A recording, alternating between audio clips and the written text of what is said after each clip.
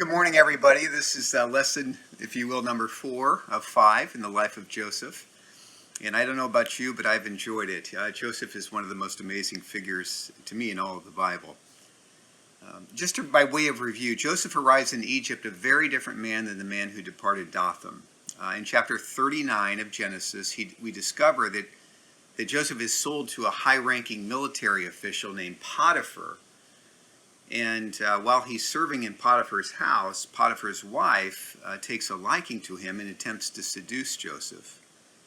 He rebuffs her, and spurned, she falsely accuses him of either rape or attempted rape.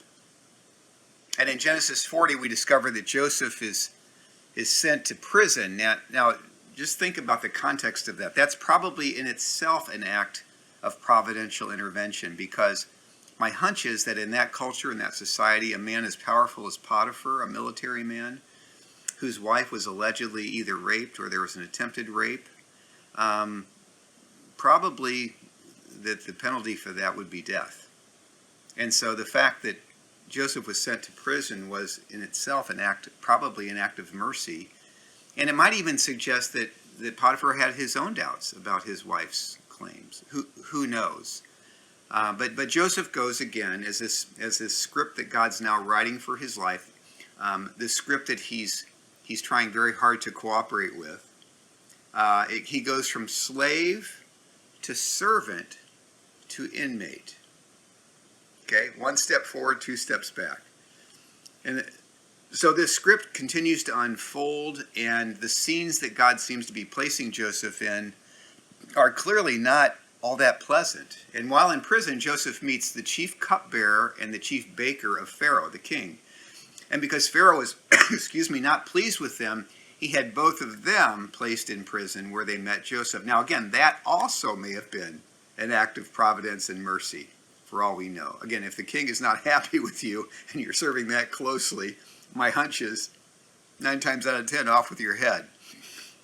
So both the cupbearer and the baker, they have this dream, and Joseph listens in, and he offers to interpret it for them. And during his conversation with these two, Joseph does something that he's not done previously, so far as I can tell. He mentions God by name. In Genesis 40, verse 8 reads, "The cupbearer and the baker said, 'We dream dreams, and there's no one to interpret them.' And Joseph said, 'Don't interpretations come from God? Tell me the dreams.'" So it's interesting that Joseph, he had a dream himself. He had 2 dreams at least, we know, early on in his life that were prophetic. They were essentially telling him the end of the story long before it arrives. And so it's interesting that his ability to interpret dreams becomes an instrument of fulfilling the prophetic vision that he was given in a dream earlier in his life. So the mechanism of revelation is, in some ways, the mechanism that God is using to fulfill that prophetic vision. So Joseph interprets both dreams, and one was good news, and for one of the members of the audience, and the other was bad news. So for the chief cupbearer, it was a promise that he would be restored to his place. As for the baker, it was a promise of judgment and death. And same word, good news for one, bad news for the other. So deliverance comes to the cupbearer and judgment comes to the baker. In spite of the pleas by Joseph to the cupbearer to remember him, it simply says of the cupbearer that, quote, "he forgot Joseph."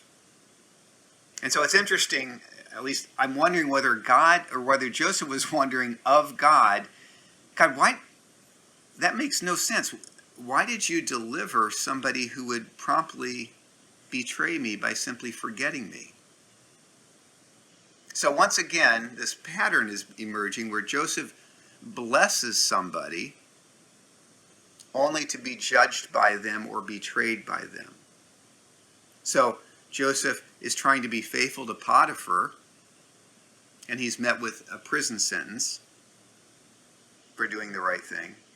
And now he interprets the dream for the cupbearer, which allows him to have his position restored, and he's promptly betrayed by virtue of simply being forgotten by the cupbearer. So my hunch is that at this point, Joseph's trust in God's script and his trust in God's love for him is getting close to a breaking point. Just surmising. You know, a friend of mine recently asked, my friend is an atheist, I'm grateful that we can have these sort of unguarded conversations. Greg, what would it take for you to lose faith, to no longer be a Christian? And my answer is, I really don't know, but God does. So my faith is so fragile, I understand that even I have to have faith that God knows how fragile my faith is. So I have to have faith that he will provide what is necessary if my faith is to continue, to preserve my faith. I have to have faith in God's ability to allow me to continue to have faith. So fragile am I, and my guess is that that's the truth for most of us. God knows that we are but dust. He knows that we're fragile, and usually the people in the Bible that think that they're not fragile end up being more fragile than they ever realized. You know, somebody once said that God speaks a language of love all the time. You know, is God good? God is good all the time. You've heard the refrain. But we don't always understand that love language. And knowing that, God must know precisely when to speak a language of love that we do understand in order to preserve our trust and our faith in him and his goodness and the goodness of the script that he's writing. And I suspect at this point that Joseph is very much at that point. He very much needs to hear a language of love that he understands.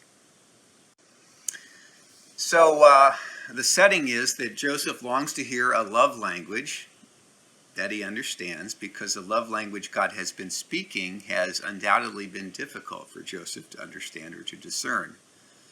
And sometime later, Pharaoh has a dream that nobody can interpret. And suddenly the cupbearer, now he remembers Joseph. Now, it's funny, it probably was not politically expedient to do so before, but now it is. Okay, so this cupbearer he's a mover and a shaker. He is a politician, right? He's working the angles. He's forgetting people when it's politically advantageous. He's remembering them when it is. You know, you kind of wonder if Joseph's comments about God, this Jewish God, while in prison, made the cupbearer uneasy in recommending Joseph to Pharaoh. I mean, maybe Joseph was considered a political embarrassment. Perhaps Joseph's theology, this Jewish God, would be seen by Pharaoh as politically subversive in some way. And just a quick aside, isn't the Christian faith always subversive in some sense? In the sense of this way, that our first allegiance is to the kingdom of God, to Jesus as our king, and not finally to any state or nation. You know, I think it's probably explains one reason why totalitarian regimes seek to discredit and dismiss the church.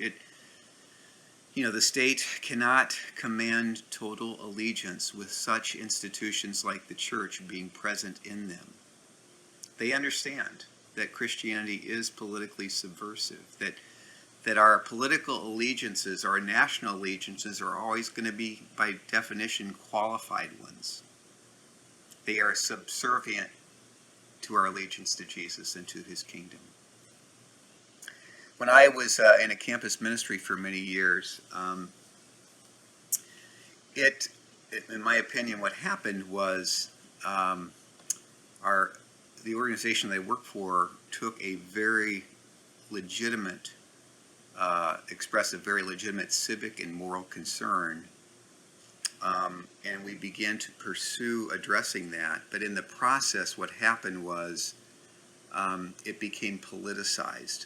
That is to say, if you're really for this legitimate moral concern, you have to understand that it's just part of something much bigger. And it needs a larger, comprehensive answer. And so by definition, it becomes a political issue. And so if you're really committed to this particular moral cause, you need to endorse this particular political solution. And in the process, Jesus becomes captive to a political ideology.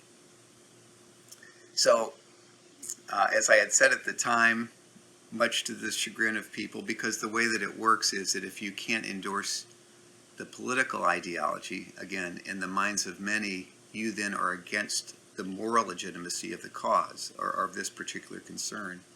I was very much concerned about the moral legitimacy of the cause. But whenever we make Jesus captive to a lesser sovereign, in this case a political ideology, that's a pretty good definition of idolatry. Jesus stands above all political ideologies, all political parties, all nations. And he renders judgments on all things. And he is not the possession of any one. And so that did not play well, but I don't regret it. I think that was the right thing to do. I'm sure I made plenty of mistakes along the way, but in sum and in total, it seemed to me like it was a concern that needed to be addressed because of the idolatrous nature of it. And whether you be from the political left or right doesn't matter. Ultimately, it is, first and foremost, I'm a Christian who happens to be an X or a Y, not an X or a Y that happens to be a Christian. But I digress. So Joseph again proves to be embarrassing. Can't you just feel the squeamishness of the cupbearer if he was present? As Joseph mentions God again repeatedly to Pharaoh, of all people, and in so doing, Joseph risks a lot, as this may be his only chance to be released. He talks about interpretations belonging to God. And so it is fascinating to me that he now is risking a whole bunch, and yet he continues to utter the name of God in the presence of political power, even when it could be disadvantageous to his attempts to become free. This is his only chance to be released. But even though God's love language has not been understandable, Joseph believes that God has never stopped loving him and that God has not abandoned him. Otherwise, he probably wouldn't be mentioning this God, this Yahweh. So consequently, Joseph seems determined not to abandon a God who he knows has not abandoned him. Now, had this been Jacob in this situation, he'd have likely played the political card, arranging, manipulating, maneuvering his way to ensure his freedom and obtain status. And of course, that was a problem that plagued Israel throughout her history, trusting other nations and political alliances to protect and provide for them rather than to looking to Yahweh to do so.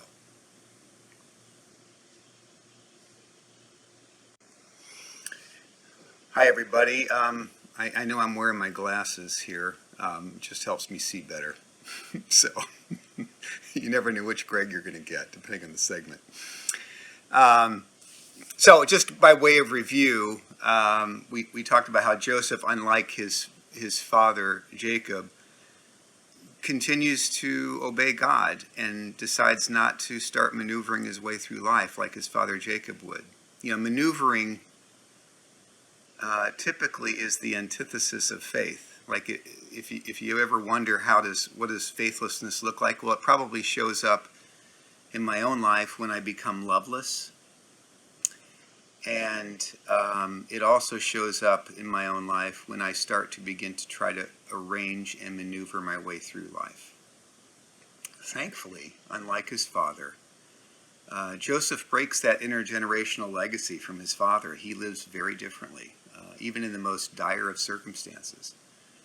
And again, as I said, that's what Israel's problem was often. I actually got a, they would feel threatened in some ways, and what they would do during the Exodus was they would seek political alliances with other nations to save them and provide for them and protect them. And God,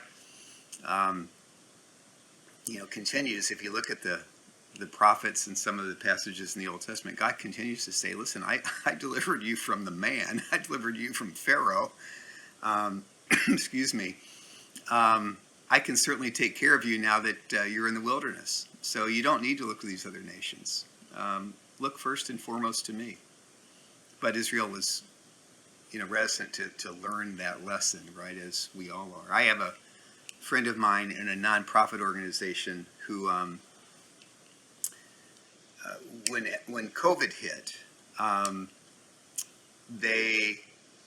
they were tempted to go with payroll protection program because nonprofits are eligible for that, and they were starting to arrange for that, and they were able to meet their payroll, but they didn't know what the future held, right? Because of COVID, they didn't know if a lot of their donations would go down, blah, blah, blah, blah.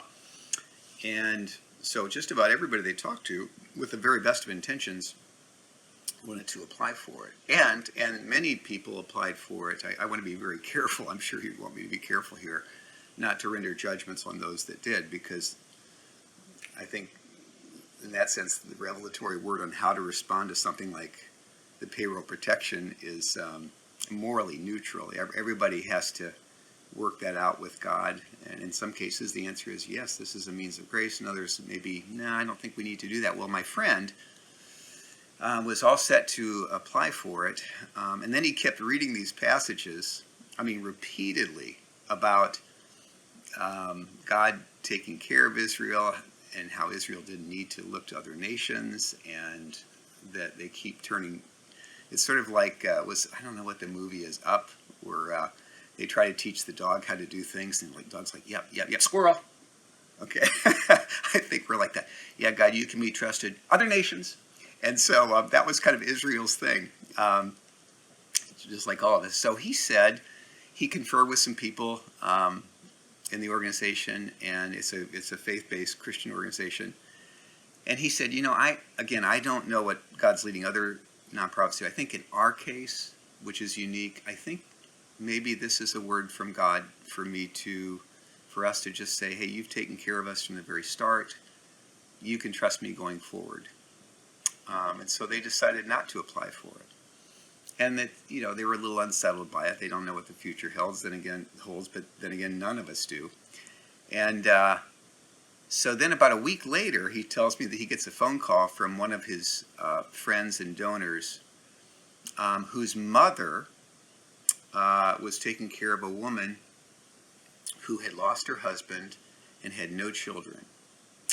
And this woman had written into her will that she wanted all of her assets to go to various nonprofits, and that she was entrusting, as the executor of her will, my friend's mother, to decide which nonprofits that money should go to.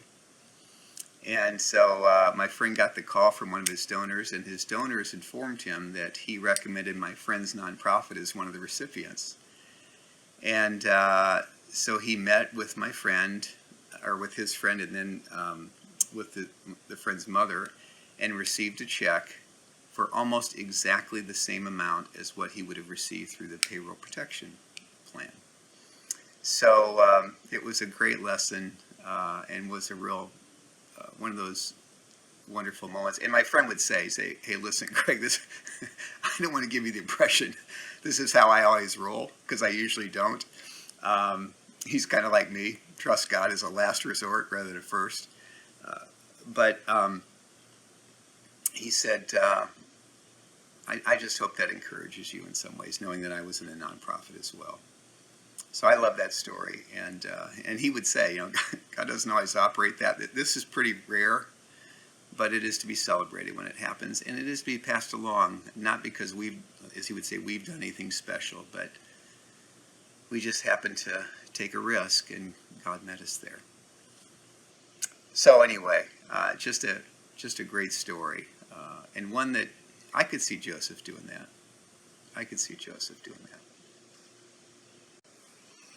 So yeah, that was a pretty cool story. But anyway, back to Joseph, who interprets Pharaoh's dreams, and he's embarrassing.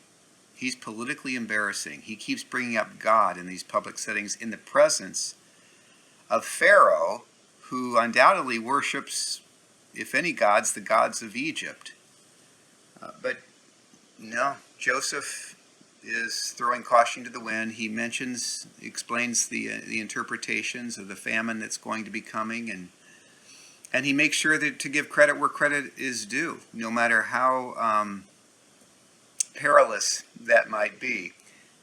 He said basically the one who's writing the script for Joseph's life, God, is also writing the script for history itself. In Genesis 41:25, and this is from the Message, which is an interpretation that drives a lot of people crazy. I love it. My friends call it the hip version, but I find it to be pretty helpful. Actually, it's fun to look at passages from different translations. Genesis 41:25, Joseph said to Pharaoh, Pharaoh's two dreams both mean the same thing. God is telling Pharaoh what he's going to do. Man, that's pretty, it's almost like you get this sense that Joseph's like, hey, listen, do I have to say it again? Genesis 41:28, the meaning is what I said earlier. God is letting Pharaoh in on what God is going to do. So he's got a little swag going there, it seems to me. So again, he interprets the dreams, this embarrassing worshiper of the God of the Jews. And Pharaoh responds by appointing Joseph as second in command in his cabinet, second only to Pharaoh. I mean, think about that. So God has Joseph step down, that is to go to prison, in order to step up later on. You know, had Joseph cooperated with Potiphar's wife to preserve his political position, his status, which may have been what his father would have done, his father the maneuverer, Joseph might never have been moved into this position. What seemed like a stupid thing to do politically with regard to his career, that is resisting Potiphar's wife's advances, it seemed maybe disadvantageous to his career.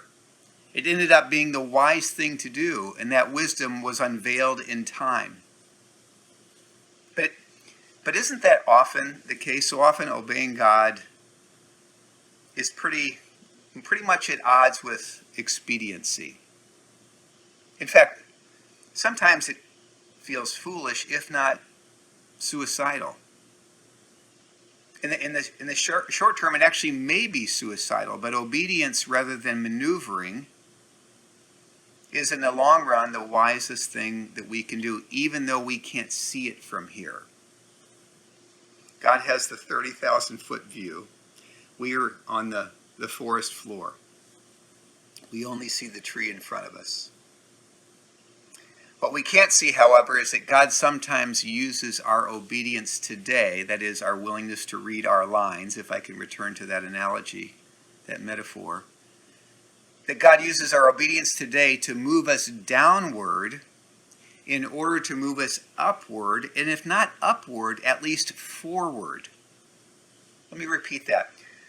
What we can't see, however, is that God sometimes uses our obedience today to move us downward in order to move us forward, and if not forward, is to move us upward, and if not upward, then forward in the days to come. So Joseph has been finds himself over the cupbearer, over his jailers, over Potiphar, over Potiphar's wife,